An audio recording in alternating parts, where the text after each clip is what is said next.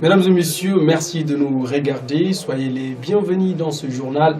Les principaux titres de l'actualité de ce jour, 31 août 2017. Le Conseil des ministres réuni comme à son accoutumée hier, présidé par le chef de l'État. Le Conseil a adopté un projet de décret qui satisfait les revendications des agents du ministère des Affaires étrangères. Une personne morte et 5 autres blessés, dont 2 dans un état très critique, conséquence de l'explosion d'un bateau pétrolier au Congo. Au moins 1000 morts dans les inondations ces derniers jours dans l'Asie du Sud-Est. Plusieurs pays et leurs grandes villes sont touchés.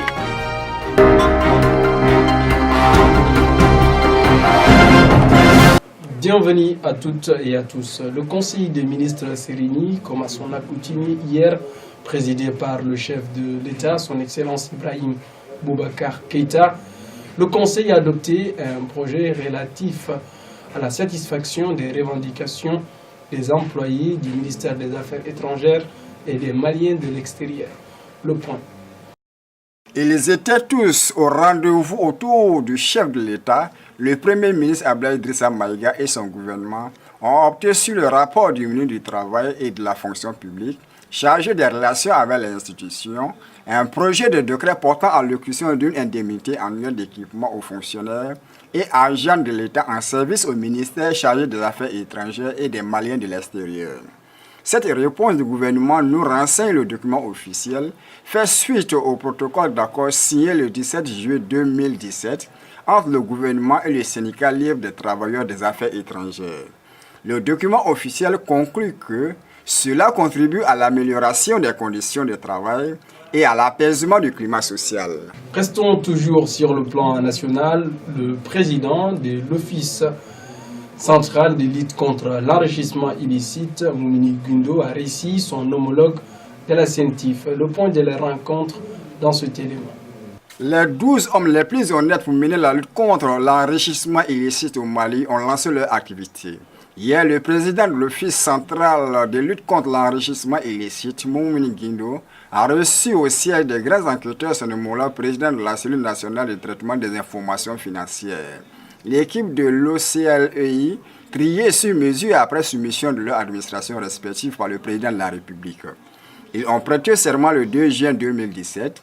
Ils sont habilités à vérifier les comptes de toute personne physique ou morale vivant au Mali s'ils le jugent nécessaire. La lutte contre la corruption et l'enrichissement illicite est une des promesses de campagne du président Ibeka. L'actualité africaine et hors d'Afrique, c'est en bref, en images et commenté ce soir par Salke Haidara.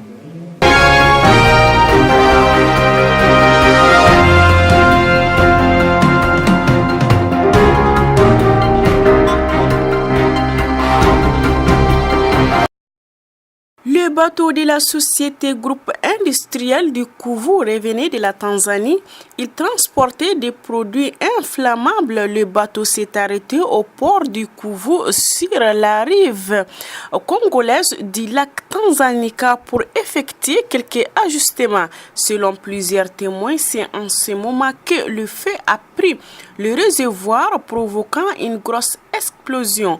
En croit le chef de police de la ville d'Uvira, une personne a perdu la vie sur le coup. Des autres ont été brièvement blessés.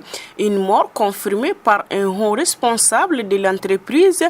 Celui-ci ajoute que les blessés sont au nombre de 5. Toutes les sources précisent que le bateau a été entièrement calciné.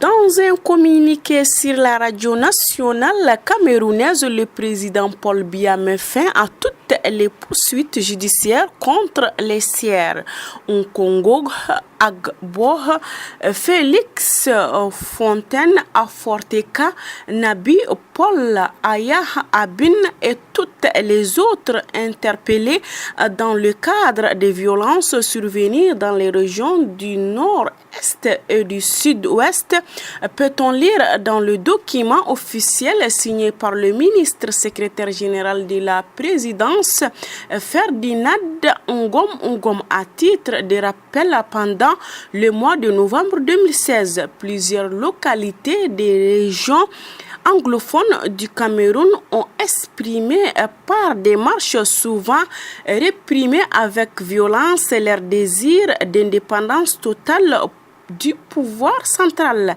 Ces violences ont déjà fait plusieurs morts et de dizaines de blessés. Ce geste du président Biya tend vers une volonté d'apaisement une semaine avant l'ouverture des classes.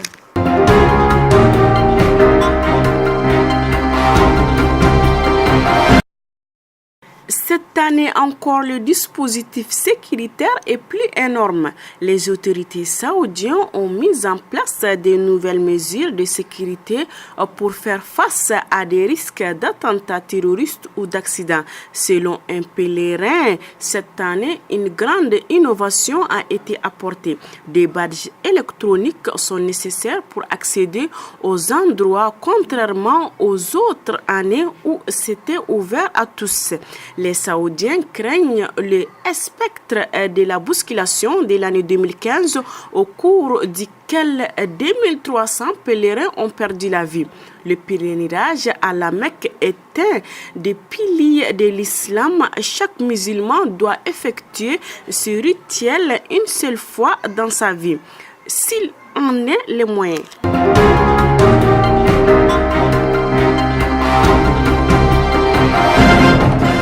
À Bombay, la capitale mégapole de l'Inde, rien ne bouge depuis 2 jours. Des pluies torrentielles ont bloqué les activités des 20 millions d'habitants que compte la cité dite Argent-Roi. Au moins 8 personnes ont perdu la vie entre hier nuit et ce matin 31 août 2017. Pour prévenir d'autres risques, le métro principal de la ville a été complètement fermé pour le moment. Des secouristes s'acharnent à faire sortir des décombrés d'un immeuble tombé 40 personnes qui seraient pris au piège. Ces fortes pluies ont également frappé des villes d'autres pays de l'Asie du Sud-Est, dont le Népal, la Bangladesh et le dernier touché jusqu'à la épargne, le Pakistan.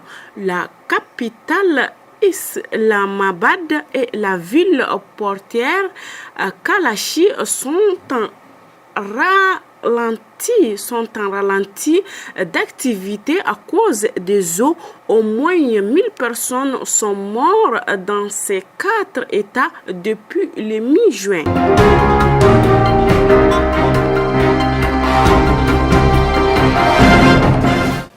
Mesdames et messieurs, merci de nous avoir suivis. Excellente suite de programme. Demain, Tabaski. Nous vous souhaitons d'ores et déjà une très belle fête et nous conseillons les uns les autres d'aller avec modération avec la viande. Au revoir et à demain, Inch'Allah.